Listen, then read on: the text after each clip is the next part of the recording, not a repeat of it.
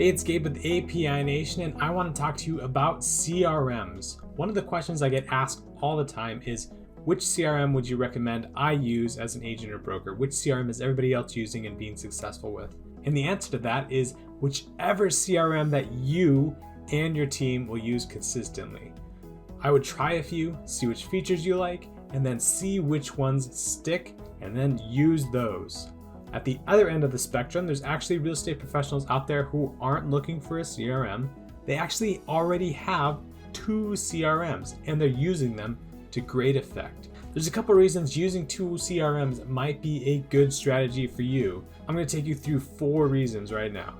Number 1, you can combine the strengths of the CRMs. I've talked to agents who like pieces of this CRM and they like bits of that CRM, and they just can't find the package they need all in one. So why not just use both?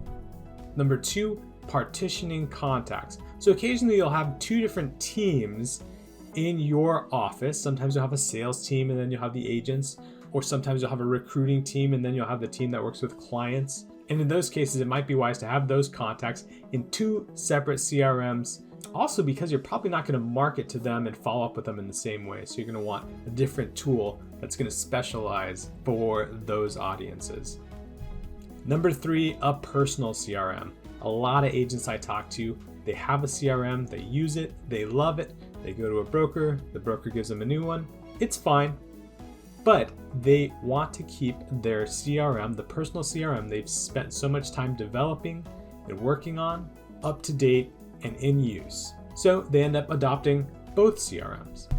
And finally, they are in the process of moving. Similar situation, the broker gives you a CRM, it's great, I'd like it, I want to move my contacts over to that new CRM, but who has the time? So a lot of agents will end up stuck in the process of moving as they go about their business.